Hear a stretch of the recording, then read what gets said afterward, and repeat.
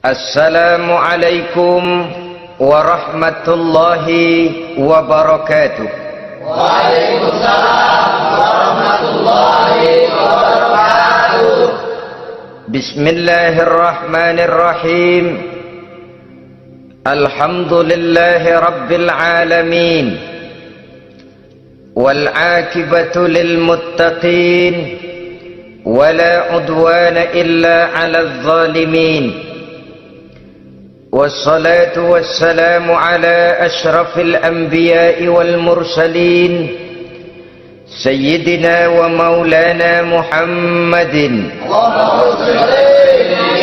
وعلى آله وأصحابه المجاهدين الطاهرين أما بعد. Saudara-saudara kaum muslimin rahimakumullah. Salah satu kelebihan makhluk bernama manusia, yaitu bahwa Allah subhanahu wa ta'ala menghiasi hidup manusia ini dengan syahwat, atau yang lazimnya kita sebut sebagai hawa nafsu. Inilah tenaga yang merupakan daya dorong yang melahirkan dinamika dalam kehidupan manusia, yang menyebabkan terus-menerus terjadinya perkembangan dalam sejarah peradaban dan kehidupan manusia. Hawa nafsu bisa melambungkan seseorang kepada puncak kejayaan, dan hawa nafsu dapat menenggelamkan seseorang ke dasar jurang kehancuran yang paling dalam. Pada surah Ali Imran ayat 14, Allah subhanahu wa ta'ala berfirman, A'udzu billahi minasyaitonir rajim. Zuyyina lin-nasi hubbus syahawati minan nisa'i wal banin wal qanatiril muqantarati minadh dhahabi wal fiddah wal khaylil musawwamati wal an'ami wal harth.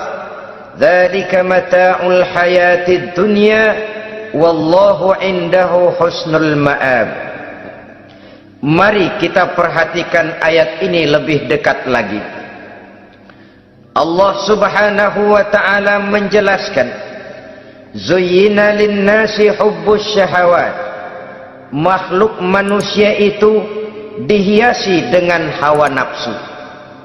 Dengan kata lain, hawa nafsu adalah perhiasan. Manusia tanpa hawa nafsu sama saja dengan orang yang tidak berhias, monoton, tidak mempunyai perkembangan dalam gerak kehidupannya. Tetapi kalau hawa nafsu adalah perhiasan, maka jika kita berbicara soal perhiasan, ada dua hal yang harus menjadi catatan pokok. Pertama, kapan satu perhiasan boleh kita pakai? Yang kedua, di mana perhiasan itu harus kita pakai? Kalau saudara berdandan rapi, pakai sepatu dengan kaos kaki, celana, jas, pakai dasi segala macam, tapi itu saudara lakukan pada saat saudara akan pergi ke WC, maka saudara sudah memakai perhiasan tidak pada waktu yang tepat.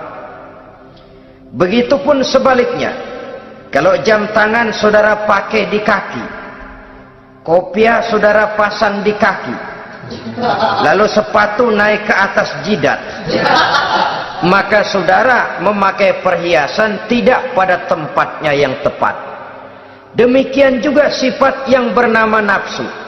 Kapan dia boleh diperturutkan, di mana dia boleh disalurkan, adalah tugas daripada agama untuk mengatur syahwat atau hawa nafsu. Lihatlah kehidupan malaikat. Malaikat makhluk yang diciptakan Allah tanpa hawa nafsu. Maka kehidupan malaikat monoton. Malaikat tidak mempunyai peradaban dan kebudayaan. Malaikat adalah makhluk yang secara instinktif diciptakan untuk berbakti, tidak punya alternatif atau pilihan lain. Saudara lihat, Ada malaikat yang sejak diciptakan diperintahkan untuk sujud, sujud saja sampai sekarang enggak bangun-bangun.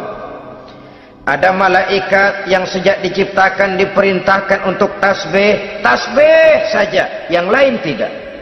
Ada malaikat yang sejak diciptakan diperintahkan mencabut nyawa, nyawa saja urusannya, yang lain tidak.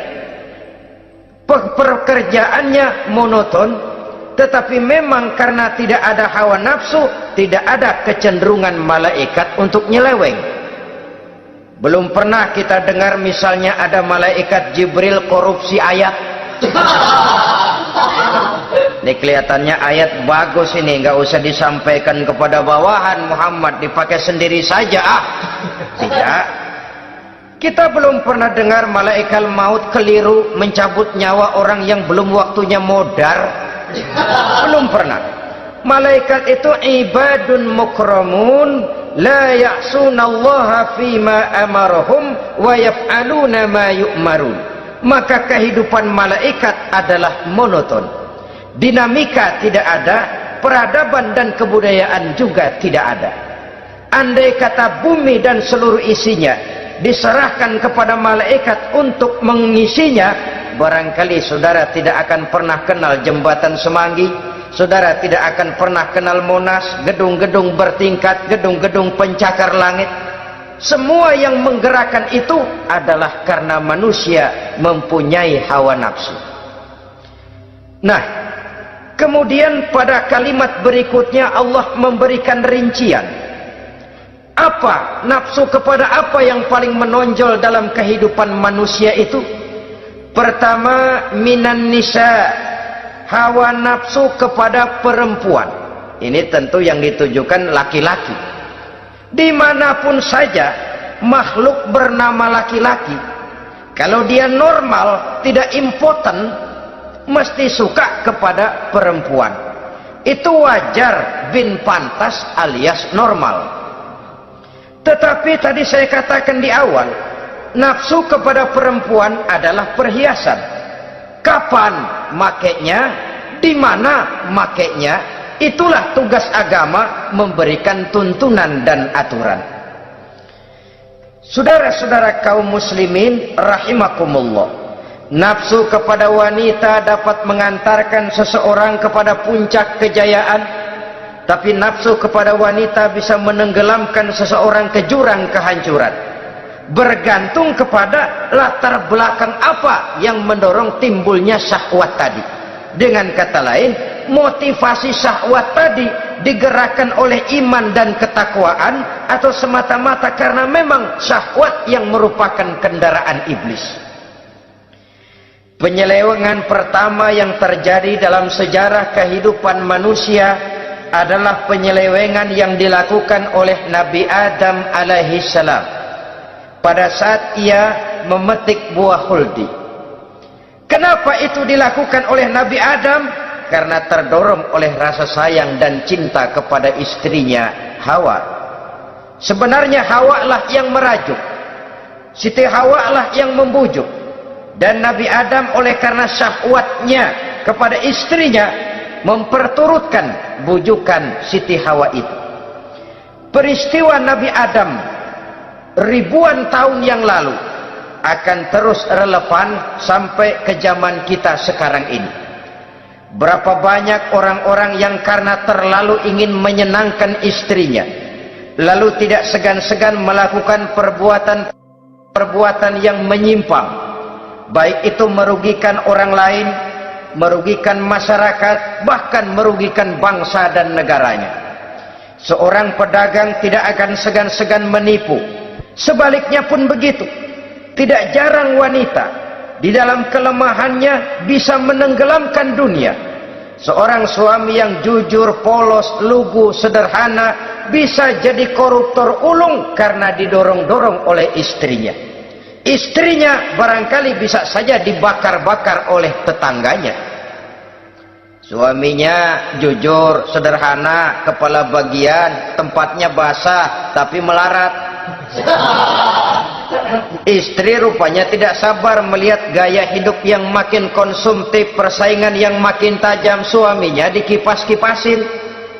Kata istrinya, bang, tetangga sebelah kita lakinya pegawai kecil, bang, tapi gelangnya kayak pelek beca. Abang ini kepala bagian tidak bisa membelikan saya macam itu, percuma lah. Kata suaminya, ya bagaimana bu, gaji saya cuma segitu-gitunya. Ya namanya kepala bagian, apaan, kayak sabet dulu. Kalau sudah berpikir ke arah ini, artinya sudah ngipasi suaminya untuk melakukan tindakan yang tidak wajar. Saudara-saudara kaum muslimin rahimakumullah, sejak zaman klasik sampai kepada zaman kita sekarang ini, kita melihat kecenderungan syahwat kepada wanita ini. Julius Kaisar yang katanya gagah perkasa, ternyata tunduk di bawah kaki Cleopatra. Napoleon Bonaparte, the Lion of Europe, singa daratan Eropa, luas kekuasaannya, gagah perkasa tentaranya, kepada siapa dia tunduk? Ke bawah kakinya Margaret Josephine. Demikianlah di zaman kita sekarang, kita melihat di Jepang, betapa Perdana Menteri Uno didesak mengundurkan diri dari jabatan Perdana Menterinya oleh karena terlibat skandal dengan geisha. Kita juga melihat di Amerika betapa Senator Gary Hart dari Partai Demokrat yang masih muda, jenius, diharapkan masa depan Amerika lahir dari tangannya, terpaksa mengundurkan diri dari calon presiden oleh karena terlibat skandal dengan Donna Rice. Kita juga menyaksikan betapa parlemen dan kabinet di Inggris sempat geger oleh karena skandal Pamela Bordes, pelacur kelas kakap yang melanglang buana mencari sasaran-sasaran kakap. Ini adalah kisah kejatuhan yang diakibatkan oleh hubbus syahawat minan nisa. Oleh karenanya benar jika Nabi kita menyatakan an-nisa'u imadul bilad, wanita adalah tiang negara. Jikalau baik wanita, baik negara. Jikalau rusak wanita, hancur negara. Kalau syahwat kepada wanita cuma semata-mata karena syahwat, maka seorang laki-laki akan memandang wanita cuma sekedar alat pemuas hawa nafsu. Nilainya rendah. Sedangkan agama kita mengajarkan ma akraman nisaa illa karimun wa ma ahanan nisaa illa laimun, kata Nabi. Tidak akan menghormati kaum wanita kecuali orang-orang yang terhormat, dan tidak akan merendahkan derajat kaum wanita kecuali memang orang-orang yang rendah moralnya. Dengan kata lain, apabila syahwat minan nisa ini dilandasi dengan semangat iman dan ketakwaan, maka kehidupan Rasulullah sallallahu alaihi wasallam sungguh menjadi figur dan contoh dalam kehidupan kita. Perkawinannya bukan karena wajah yang cantik semata-mata, tapi lebih merupakan nilai ibadah kepada Allah Subhanahu wa ta'ala. Dengan demikian, kecenderungan kepada hubbus syahawat minan nisa dikontrol oleh nilai iman. Barometernya, tolok ukurnya adalah iman. Di zaman sekarang banyak kasus kawin campur yang pada akhirnya akan membingungkan kita sendiri. Padahal Al-Quran secara jelas dan tegas memberikan bimbingan. Orang itu kalau sudah, kata Imam Syafi'i, wa ainur ridha an kulli aibin kalilatun kama anna aina suhti tubdil masawiya. Mata kalau dibalut cinta dia buta terhadap nista, tapi mata kalau dibalut benci hanya melihat yang keji-keji saja. Biasanya cinta kepada wanita memang bisa menimbulkan dorongan yang positif, tapi juga bisa membuat seseorang buta sama sekali. Dorongan yang positif paling kurang dari segi penampilan. Coba lihat lelaki kalau lagi demen perempuan, lenjeh banget kan. Sisiran rambutnya rapi, teriskaan bajunya lancip, sepatunya mengkilat, kantong celananya tebel, perkara anduk isinya bukan soal. Yang penting kan gaya. Lalu dinamis, kreativitasnya ada saja timbul. Tapi pada sisi lain, jikalau orang sudah kehilangan pertimbangan, juga kadang-kadang tidak segan-segan mengorbankan akidah, mengorbankan nilai-nilai iman. Padahal ini taruhan utama, sampai Quran dengan tegas memberikan peringatan. Wala amatun mu'minatun khairun min musyrikatin walau a'jabatkum. Perempuan budak yang hitam legam, kalau beriman itu lebih baik untuk dinikahi daripada wanita cantik berkulit kuning langsat tapi musyrik. Lebih baik budak yang hitam legam beriman daripada wanita cantik berkulit kuning langsat berhati bangsat. Tapi kita kadang kehilangan pertimbangan.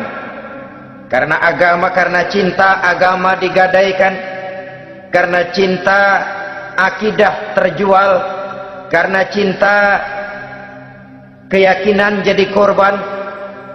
Ini semua penyakit yang datang dari hubbus syahawat minan nisa, kecenderungan mengumbar nafsu kepada perempuan.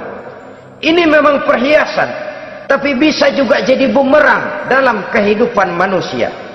Berapa banyak penyelewengan terjadi karena pengaruh wanita yang tidak bisa jadi bisa. Ini pengaruh di dalam kehidupan memang sedemikian besarnya, sehingga saudara-saudara kaum muslimin, inilah yang perlu dikendalikan dalam kehidupan, kapan dan di mana. Kalau nafsu adalah perhiasan, kapan dan di mana perhiasan itu harus kita pakai, di mana dia harus kita tempatkan. Begitu juga yang menyangkut soal perempuan. Kapan? Ya kapan tentu kalau sudah nikah. Di mana? Yang jelas bukan di depan umum.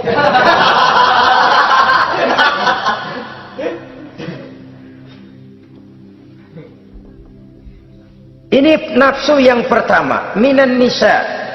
Yang kedua, wal banin. Dihiasi juga manusia dengan kecintaan kepada banin. Makna banin di sini al aulad, anak-anak laki. Kenapa disebut banin, anak-anak laki? Karena pertama, sering anak laki itu lebih jadi kebanggaan buat orang tuanya ketimbang anak perempuan. Sebabnya apa? Pertama, faktor nasab, silsilah lebih kuat kepada laki-laki ketimbang perempuan. Yang kedua, faktor cita-cita. Orang tua kalau punya anak laki-laki, cita-citanya panjang. Nak, kau nanti jadi dokter ya, nak jadi insinyur ya, nak jadi pilot ya, nak jadi pengusaha ya, nak jadi presiden ya. Tapi kalau dia punya anak perempuan, paling ya nak, mudah-mudahan nanti kamu dapat jodoh orang baik nak, dapat jodoh orang soleh. Saudara-saudara, yang ketiga, anak perempuan itu kalau sudah berkeluarga biasanya pindah kepada lingkungan keluarga lain, sehingga orang berkata punya anak perempuan banyak sebenarnya seperti agen. Artinya ada yang mau bawa, kan begitu. Ada yang minta ambil, ada yang berminat buntel. Paling dia nengokin orang tuanya ya lebaran. Ya syukur kalau sebulan sekali atau seminggu sekali, tapi minimnya kan lebaran. Dengan demikian dari garis nasab ini lebih kuat al-banin ketimbang al-banat. Manusia dihiasi dengan kecintaan kepada anak-anak. Sering karena terlalu cinta kepada anak, kita menjerumuskan anak. Terlalu sayang kepada anak, segala maunya kita perturutkan tanpa kendali dan kendala. Akhirnya sifat yang demikian itu malah mendorong anak untuk manja, tidak percaya kepada kemampuan yang dimilikinya, selalu mengandalkan kepada kebesaran, kemampuan daripada orang-orang yang dibanggakannya itu, dan dalam kondisi demikian kedewasaan dan tanggung jawabnya akan lambat berkembang. Maka Allah Subhanahu wa taala memperingatkan bahwa harta dan anak bisa menjadi fitnah. Dalam ayat lain Allah juga memperingatkan, ya ayyuhalladzina amanu la tulhikum amwalukum wa auladukum an dzikrillah. Wahai orang-orang yang beriman, jangan sampai hartamu dan anak-anakmu memalingkan kamu daripada mengingat Allah. Jangan sampai kesibukanmu kepada anak dan harta benda menyebabkan kamu sampai lupa mengingat Allah Subhanahu wa taala.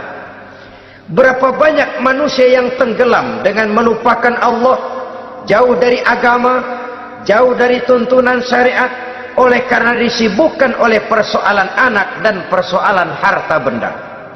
Maka satu-satunya jalan, jikalau kita tidak ingin anak kita sampai memalingkan kita daripada mengingat Allah, nilai-nilai keimanan harus ditanamkan kepada mereka sedini mungkin.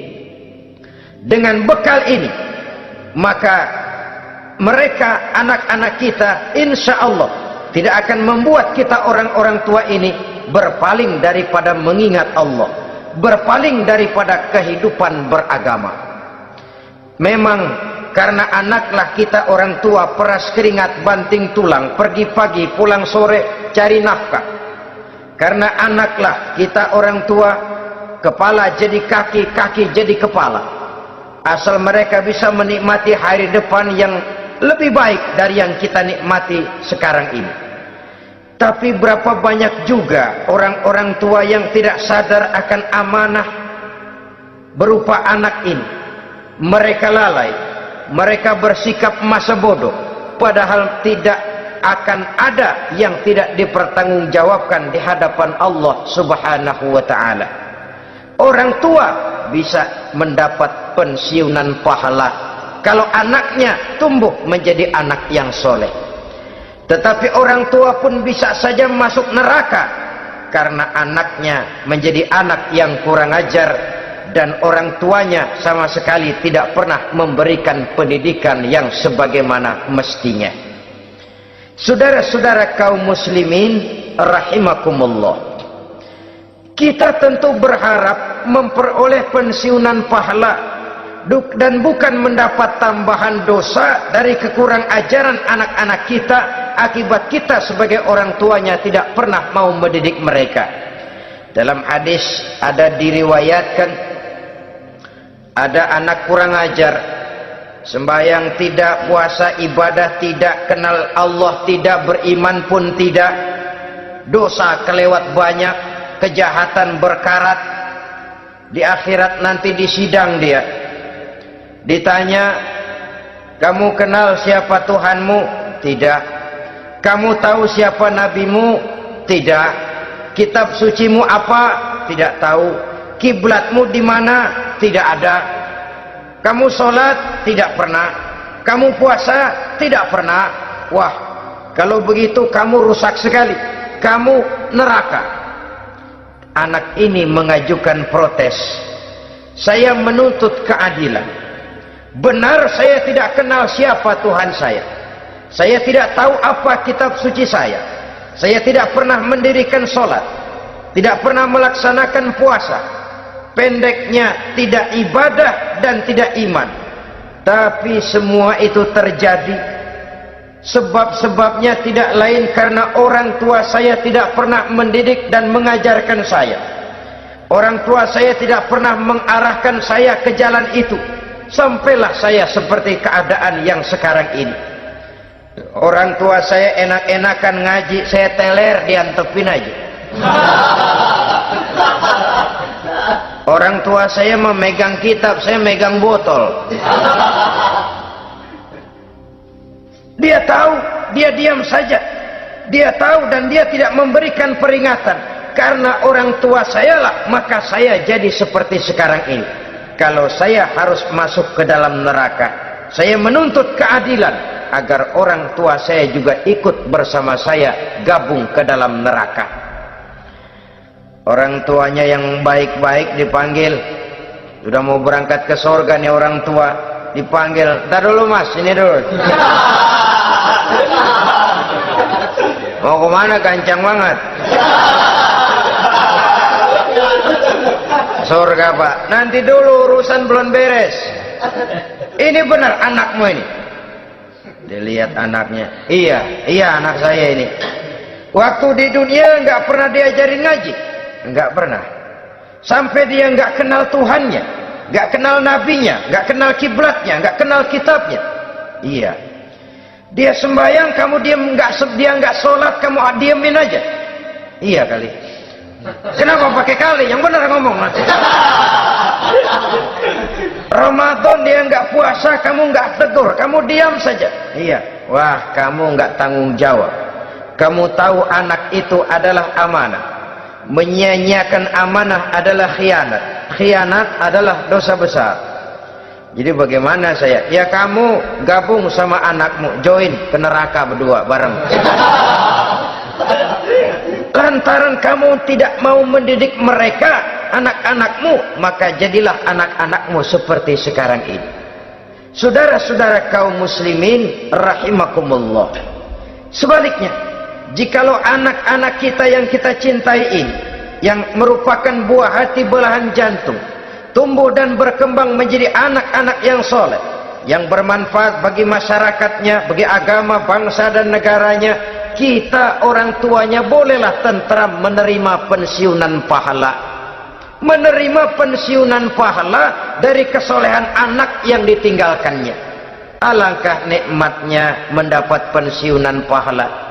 Terbaring kita di bawah pohon kemboja, nilai kebaikan kita dikenal orang, nama kita akan tetap hidup. Oleh karena kita meninggalkan anak-anak yang tumbuh menjadi generasi yang soleh, bukan anak yang salah. Oleh karenanya, kecintaan kepada anak jangan sampai membuat kita lalai dari mengarahkan mereka kepada kehidupan beragama. Di zaman sekarang ini, kecenderungan kita mengarahkan anak pun sudah kepada kecenderungan yang berbau materialistis. Maka yang ramai bagaimana anak bisa mengejar program MBA, Master of Business Administration, supaya keluar bisa jadi manajer. Bagaimana anak lalu kursus komputer, supaya keluar menjadi tenaga yang canggih di bidang komputer. Ya, kalau dia perempuan cantik, bagaimana dia bisa masuk akademi sekretaris and management, supaya bisa jadi sekretaris. Atau bagaimana dia bisa masuk sekolah nyanyi, supaya nanti jadi penyanyi dengan tarik suara, uang lalu mengalir ke dalam kocek jutaan nilainya. Maka yang ramai pun hal-hal yang semacam itu. Dalam pada itu, pengajian, kursus-kursus keagamaan, study club yang membicarakan masalah-masalah agama, ramainya kadang-kadang kalau bulan Ramadan, dianggap training center. Ya lumayan, daripada tidak sama sekali mah lumayan. Tapi dengan demikian ini kan merupakan bagian terpokok dari kehidupan manusia. Alangkah idealnya jika dia mengantongi gelar MBA, Master of Business Administration, tapi punya nilai iman yang tangguh, ahli komputer tapi punya keyakinan beragama yang mantap. Saudara-saudara kaum muslimin rahimakumullah, kecintaan kepada anak-anak sering mendorong seseorang untuk menimbulkan sifat nepotisme. Segalanya serba garis keturunan. Sejak ia jalur birokrasi sampai ke dalam kehidupan sehari-hari, nepotisme ini bisa terlihat. Orang kehilangan kondisi objektivitasnya. Mampu atau tidak soal lain, bidangnya atau tidak bukan soal. Yang penting masih ada hubungan keturunan. maka timbullah tumpang tindih untuk sesuatu pekerjaan yang tidak sesuai dengan kemampuan dan keahliannya. Di desa-desa kita melihat masjid, ketua masjid bapaknya, bendahara anaknya, sekretaris mantunya, Bilal besannya, kul beduk engkongnya. Pokoknya asal masih ada garis keturunan masuk, tidak minggir. Ini pada akhirnya kurang menciptakan pemerataan kesempatan. Iyalah kalau profesinya, tapi kan jarang yang demikian itu. Kita boleh cinta kepada anak-anak kita, tapi jangan lalu mempergunakan posisi yang kebetulan kita gunakan untuk menempatkan anak-anak kita lebih dari kemampuan yang mereka miliki. Nepotisme yang lahir, sehingga ini bukan saja tidak mendidik, tapi mengakibatkan terjadinya tumpang tindih. Tidak lagi berprinsip the right man on the right job, bahwa orang harus ditempatkan sesuai dengan keahliannya, tapi kita sudah berpikir subjektif, ahli atau tidak ahli, asal masih berbau keturunan, ayo silahkan. Nepotisme yang akan lahir. Oleh karenanya, mencintai anak adalah sesuatu yang merupakan perhiasan di dalam kehidupan. Wajar, tetapi harus kita menempatkannya sesuai dengan semestinya. Ini yang kedua. Yang ketiga, nafsu yang menghiasi hidup manusia itu adalah nafsu kepada wal qanatiril muqantarati minadz zahabi wal fiddah. Al-qantarah ay al-malul katsir. Kecintaan, kesenangan, nafsu kepada harta benda yang banyak daripada emas dan perak. Ini tentu sesuai dengan situasi dan kondisi. Kecintaan untuk mengumpulkan harta benda yang sebanyak-banyaknya, baik itu berupa emas, baik itu berupa perak. Ini cuma penyebutan beberapa jenis dari kecenderungan manusia kepada harta benda. Bukankah sering dikatakan orang bahwa manusia di dalam berhadapan dengan harta itu seperti meminum air laut. Makin diminum, makin kering tenggorokan, makin haus kita dibuatnya. Apabila watak ini kita perturutkan, maka manusia tidak akan pernah kenal puas, tidak akan pernah kenal cukup. Nabi kita memberikan peringatan, "Lau anna libni Adam wadiyani min zahabin labtagha lahu mathalisan wa la yamla'u jawfa ibni Adam illa turab." Andai kata manusia mempunyai dua buah ladang yang seluruhnya berisi emas, akan puaskah manusia? Tidak, mereka akan cari ladang emas yang ketiga. Wala yamla'u jawfa ibni Adam illa turab.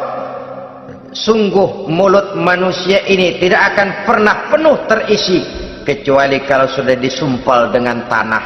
Artinya kalau sudah dia dipendam di liang lahat baru cukup. Tetapi sepanjang dia masih bergerak, masih hidup dan bernyawa, masih bisa berusaha dan berbuat, dia tidak akan pernah mengenal puas. Ini akan mendorong manusia terjebak kepada menghalalkan segala cara untuk mencapai tujuan. Yang penting kaya, kan begitu. Dan cepat. Sebab sekarang orang sering motong kompas. Yang penting kan cepat kaya. Soal cara, kalau jujur aja mah, sampai kapan mau kaya? Perkara itu renten, bukan soal. Perkara itu judi, tidak jadi masalah. Perkara itu korupsi menyangkut hak orang banyak, bukan soal. Yang penting cepat kaya. Dan anehnya lagi, tidak malu menumpuk kekayaan dengan cara yang tidak wajar. Ya kan orang hidup bermasyarakat tuh bisa dianalisa tuh. Emang usahanya apa sih? Gajinya sebulan berapa sih? Kok bisa gitu-gitu bener sih? Dari mana sih? Secara langsung orang tidak berani bertanya, tapi dari mulut ke mulut akhirnya tersebar jadi rahasia umum. Si Ano kan punya ano, dia ano, anonya seano.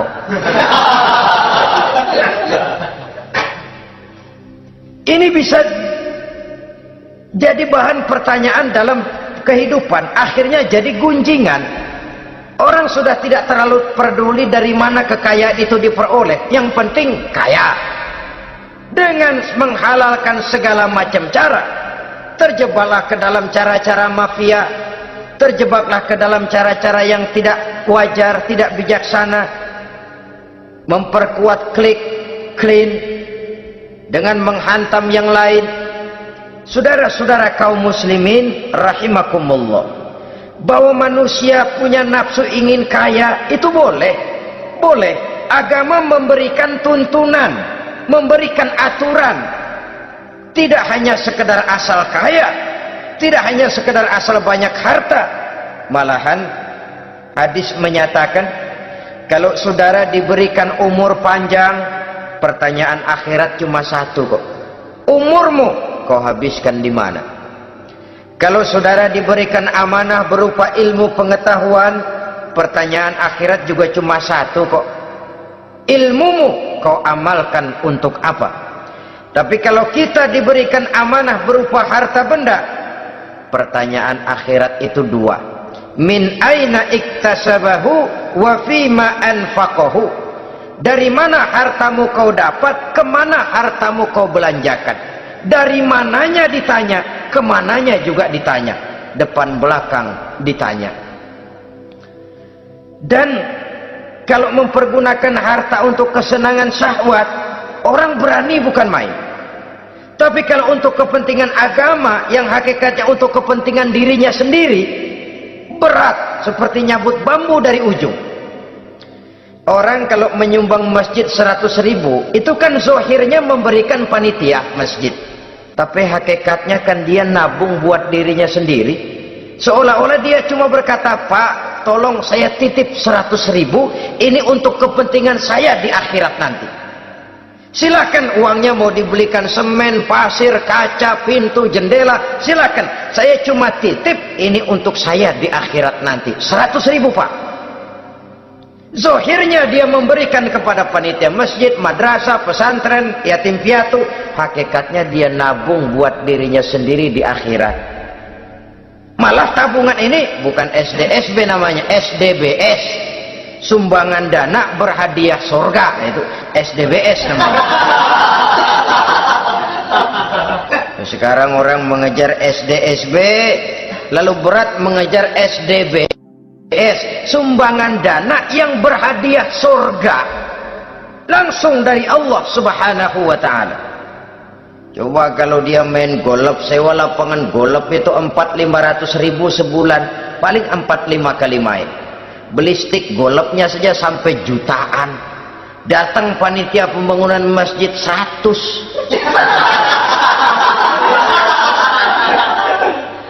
Minta didoain masuk surga lagi. Surga 100. Saudara-saudara kaum muslimin rahimakumullah, kecintaan kepada harta benda yang banyak, baik berupa emas, berupa perak, mendorong orang untuk berlomba-lomba yang Allah peringatkan dalam Al-Quran, alhaakumut takatsur hatta zurtumul maqabir. Kamu telah lalai akibat kamu berlomba-lomba memperbanyak materi dunia. Hatta zurtumul maqabir, sampai kamu dekat masuk ke liang kubur, baru rupanya sadar bahwa perlombaan ini tidak akan pernah sampai ke garis finish.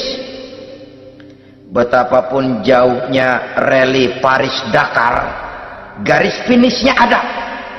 Betapapun hebatnya medan yang ditempuh, buasnya gurun pasir Afrika, garis finishnya pasti ada. Itu kan rally yang terbuas di dunia katanya, Paris-Dakar. Tapi garis finishnya ada.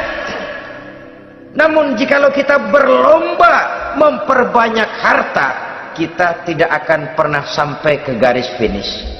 Yang kecil-kecilan aja dah. Kalau orang ditanya, kamu kenapa sih belum mau sembahyang? Ya bagaimana mau sembahyang Pak, tinggal di Jakarta masih kontrak. Saban habis tahun diubur-ubur yang punya rumah. Kalau punya rumah sendiri walaupun kecil-kecilan saya mau ibadah Pak. Ya diberikan rezeki oleh Allah bisa bikin rumah walaupun kecil-kecilan, belum juga mau sembahyang. Kok belum juga sembahyang? Iya Pak, rumah emang udah punya sendiri, cuman kecil Pak. Atasnya atap, kalau hujan aja bocor.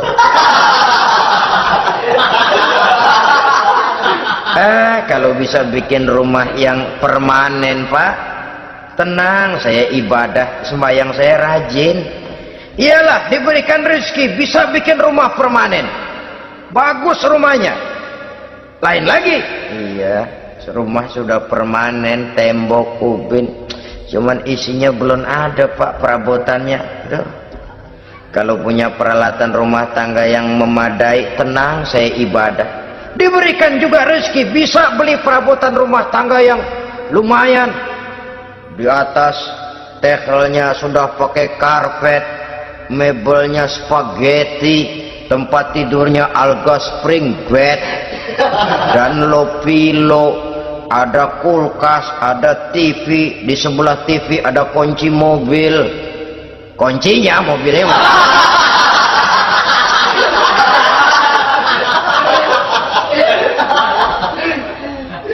Bagaimana? Sekarang sudah cukup perabotan? Perabotan sudah ada Pak, cuman kendaraan belum punya ini. Kemana-mana masih ngukur jalanan aja. Kalau punya kendaraan enak, kemana-mana cepet Pak, mau ke masjid juga getap dah, rajin.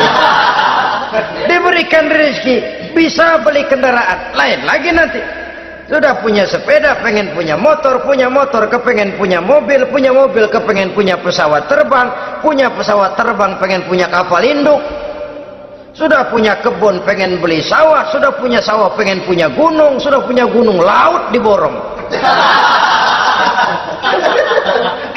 Perlombaan materi tidak akan pernah membawa kita ke garis finish, karena sifatnya sangat abstrak, bahkan akan mendorong kita seperti gurita, cenderung kepada penyakit tamak bin rakus alias serakah.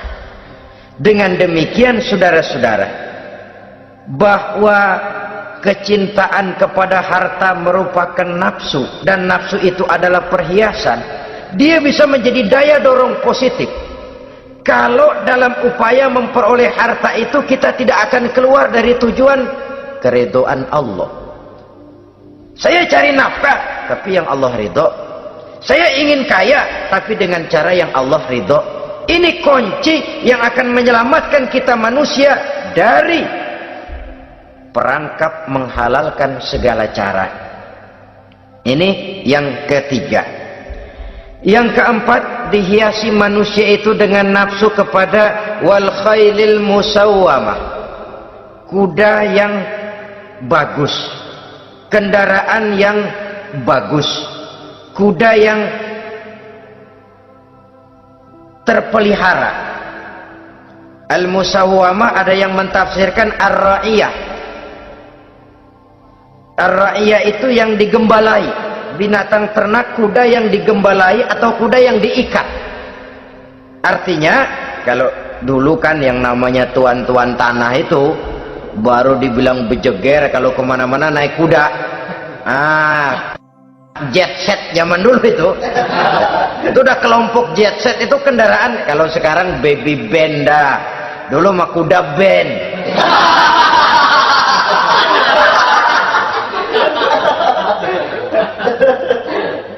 Manusia punya kecenderungan suka kepada kendaraan, apalagi di zaman sekarang ini.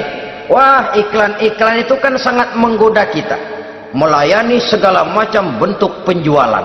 Nah, ini lalu terangsang biar duit cekak. Kalau udah ngebaca itu, wah berani banget dah.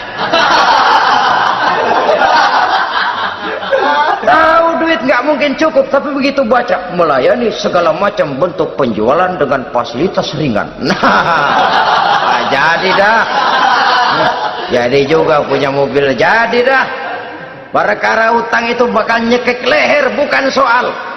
Kasihan saudara-saudara kita di daerah-daerah yang terjebak kepada iklan-iklan merangsang yang akhirnya di luar kemampuan, sehingga terjebak pada saat dia harus mengembalikan kredit dia tidak mampu, barang disita, uang hangus, nyengir deh.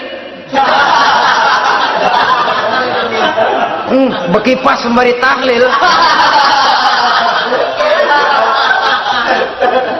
Habis arang besi binasa. Bahwa kita menginginkan kendaraan yang serba baik, silahkan. Tiap akhir tahun ganti merek, keluar yang baru, ganti lagi. Itu kalau orang yang mampu. Buat kita yang tidak mampu, kenapa tidak bersyukur melihat yang lebih rendah di bawah kita? Alhamdulillah kita punya mobil, tangga kita cuman punya motor. Yang punya motor, syukur kita punya motor bisa rada cepetan. Tangga sebelah punya sepeda, mana-mana kekejek mulu. Yang punya sepeda, alhamdulillah punya sepeda. Tangga sebelah kemana-mana jalan kaki. Yang jalan kaki, syukur masih bisa jalan. Teman sebelah lumpuh bertahun-tahun nggak. Yang lumpuh, alhamdulillah masih hidup. Tangga sebelah kemarin out, nggak balik lagi. Saudara-saudara, saya pikir menengok ke atas itu perlu supaya ada rangsangan kita untuk maju. Tapi menengok ke bawah pun juga lebih perlu agar kita mensyukuri yang ada dan tidak suudzon, tidak buruk sangka kepada Allah. Apa yang diberikan Allah kepada kita sekarang ini, itulah yang terbaik menurut Allah untuk kita. Saudara-saudara kaum muslimin rahimakumullah. Dahulu ada seorang pemuda, matanya buta. Dia mengeluh, ya Allah, kenapa saya dilahirkan dalam keadaan buta? Apa dosa saya? Apa salah saya? Andai kata saya tidak buta, saya melihat keindahan alam ini, saya lebih akan bersyukur kepadamu ya Allah. Nah sudah, dia berburuk sangka kepada Allah. Satu hari, ini Raja Baduy di pedalaman mengerahkan tentaranya menculik anak-anak muda. Ini Raja Baduy ini kanibal, artinya suka makan daging manusia. Anak-anak muda ini diculik. Yang masih muda-muda ya, kalau kambing muda itu kan di sop rada sedap. Rupanya ini Raja kanibal ini begitu. Anak-anak muda termasuk ya pemuda yang buta tadi itu kena culik. Ya sudah diculik, rawatlah di istana raja ini, diberikan pakaian bagus, dikasih makan serba enak. Sebab apa? Supaya badannya gemuk. Setelah gemuk nanti dipotong di sop legit. Udah, kerjanya cuma makan tidur, fasilitas nikmat, tidur enak. Udah giliran dapat 1 bulan 2 bulan kemudian, ketika mau diambil anak-anak muda ini, raja sendiri yang milih mana yang disop duluan nih. Sampai giliran anak muda yang buta ini, raja geleng kepala. Yang begini mah buta, dagingnya nggak enak. Ini satu lepas aja, lepas. Saya mau makan daging orang buta, lepas aja. Pulang ini anak muda, hati batinnya bersyukur, sujud syukur, ya Allah, katanya untung saya buta. Coba kalau saya nggak buta udah habis saya disop. 2 bulan yang lalu dia mengeluh, ya Allah, kenapa saya dilahirkan dalam keadaan buta? Sekarang dalam pulang ke rumah, perjalanan menuju ke rumah, dia berkata, alhamdulillah, andai kata saya tidak buta, habis badan saya disop oleh raja yang kanibal tadi itu. Saudara-saudara kaum muslimin rahimakumullah. Jadi dengan demikian pola hidup yang konsumtif sesungguhnya sangat tidak mendidik apabila dilatar belakangi oleh kemampuan yang tidak menunjang. Dengan demikian setidaknya mendidik orang untuk berkhayal. Anak-anak muda sama merek mobil ngerti banget dah, punya kagak? Ini BMW model terakhir nih, Nih, kemarin gue ngeliat di sana gue megang rame.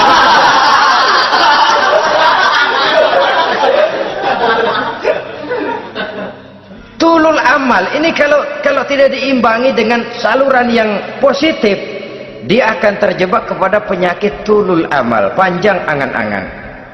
Baiklah ya, wal khailil musawwamah. Yang keempat, yang kelima maksud saya, wal an'am, cinta kepada binatang ternak.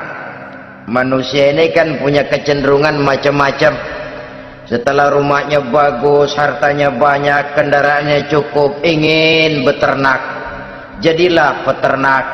Ini kecenderungan manusia, wajar saja sepanjang didapat dan dilakukan dengan cara-cara yang wajar. Wal hars, dan tumbuh-tumbuhan, bertani, bersawah, berladang, itu merupakan kecenderungan daripada manusia. Keseluruhan itu kata Allah, kecintaan kepada wanita, kepada anak, kepada harta benda, kepada kendaraan, kepada binatang ternak, kepada tumbuh-tumbuhan, zalika, semua itu mata'ul hayatid dunya, merupakan kesenangan hidup dunia. Berapa lama kesenangan hidup dunia? Sebentar, seumur manusia.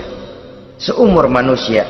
Bahkan kadang-kadang pada saat dia masih hidup pun orang tidak sepenuhnya sempat menikmati kesenangan hidup dunia. Apabila ajal datang, selesailah kehidupan dunia sampai di situ. Orang-orang kafir, buat mereka surganya di dunia ini. Bila kehidupan di dunia selesai, selesailah sudah surganya sampai di situ. Kesemua itu janji kata Allah merupakan kesenangan daripada kehidupan di dunia. Wallahu indahu husnul ma'ab, dan Allah mempunyai tempat kembali yang sangat baik. Nah, setelah Allah menjelaskan semua itu, pada ayat yang ke-15 Allah memberikan jalan keluarnya. Memperturutkan nafsu kepada wanita, anak-anak, harta benda, kendaraan, binatang ternak. Bijaksanakah itu? Dalam ayat ke-15 surah Ali Imran ini Allah memberikan penjelasan tuntas. Qul a'unabbi'ukum bi khairim min zalikum. Katakan kepada mereka Muhammad, maukah kamu aku beri kabar yang lebih baik dari semua itu? Lebih baik daripada kesenanganmu kepada wanita, kepada anak-anak, kepada harta benda, kepada kendaraan dan sebagainya.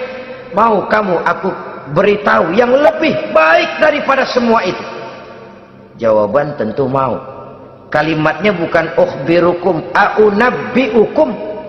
An-naba itu berita yang besar. Lain dengan al-khabar, itu berita biasa saja. An-naba, sehingga pembawa berita disebut nabi. Dari naba yanbi, pembawa berita yang benar. A'unabbi'ukum, maukah aku tunjukkan kepada satu berita yang benar-benar besar dan benar-benar lebih baik dari yang semua disebutkan tadi. Apa jalan keluarnya? Lillazina taqaw 'inda rabbihim jannatun tajri min tahtihal anhar. Bagi orang-orang yang bertakwa kepada Allah, mereka akan mendapatkan surga yang di bawahnya mengalir sungai. Khalidina fiha, mereka akan kekal di dalamnya. Wa azwajun mutahharah, dan mereka mendapat istri-istri yang suci. Waridwanum minallah, dan keridhaan daripada Allah subhanahu wa ta'ala.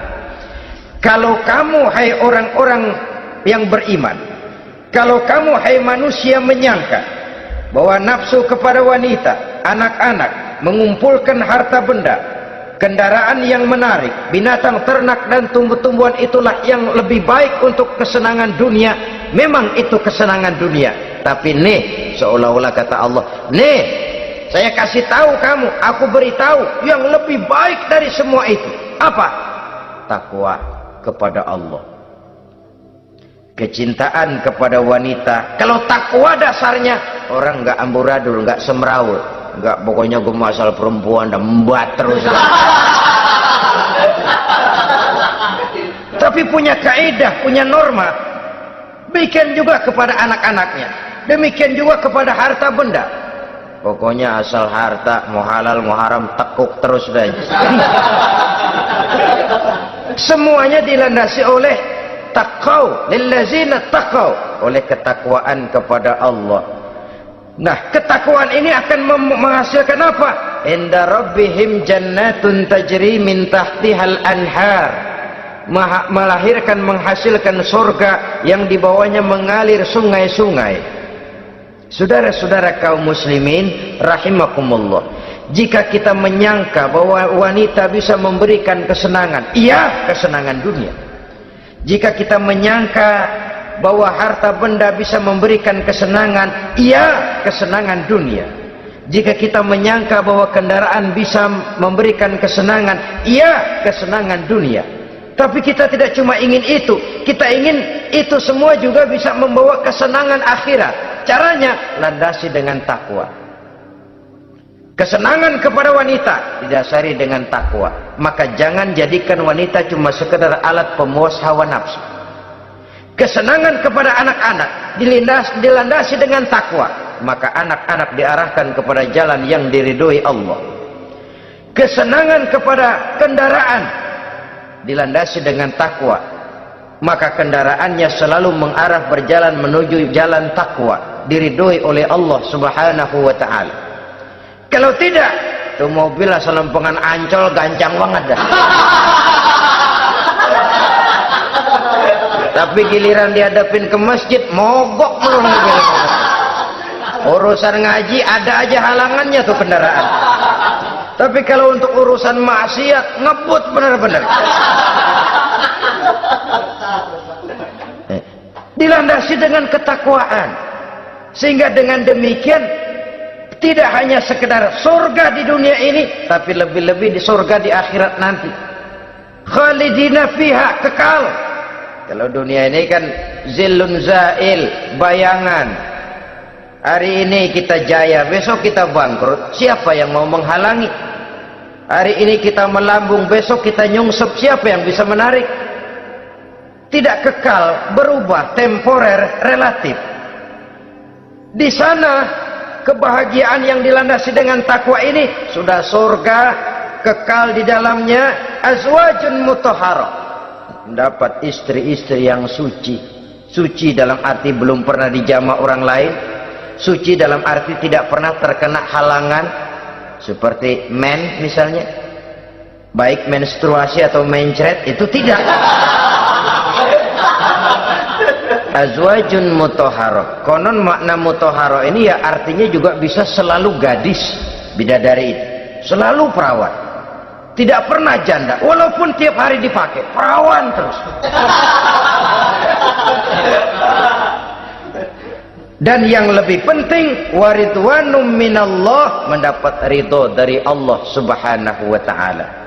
Jadi hawa nafsu dengan motivasi takwa, itulah sesungguhnya yang dikehendaki oleh Ali Imran ayat 14 dan 15. Dengan demikian manusia dengan ketakwaannya mengendalikan hawa nafsu dan bukan malah dikendalikan oleh hawa nafsunya. Sehingga dengan demikian seluruh fasilitas yang dimilikinya, baik itu berupa istri, anak, kendaraan, binatang ternak, harta benda, tanam-tanaman, seluruhnya semakin meningkatkan ketakwaannya kepada Allah Subhanahu wa taala. Mudah-mudahan kita bisa mencapai tingkat ini, di mana kita hidup mampu dan sanggup mengendalikan nafsu, bukan malah dikendalikan oleh hawa nafsu. Terima kasih dan mohon maaf. Wassalamualaikum warahmatullahi wabarakatuh. Waalaikumsalam warahmatullahi